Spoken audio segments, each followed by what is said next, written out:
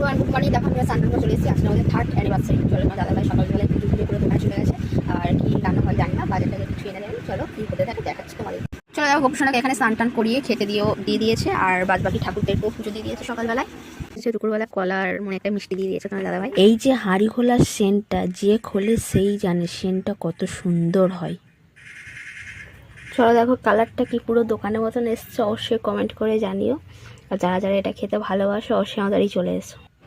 চলো দেখো এখানে একটা রিং আছে, রিংটা নিয়ে যাওয়া যাক। এই হলো বড়বাবুর হাতের রিংটা, কেমন হয়েছে অবশ্যই কমেন্ট করে জানাবে। আমার রিংটা দেখাচ্ছি। এই হলো আমার হাতের রিংটা, কেমন হয়েছে অবশ্যই কমেন্ট করে জানিও। আর আমার হাতটা কেমন লাগছে অবশ্যই তোমরা কমেন্ট করে জানিও।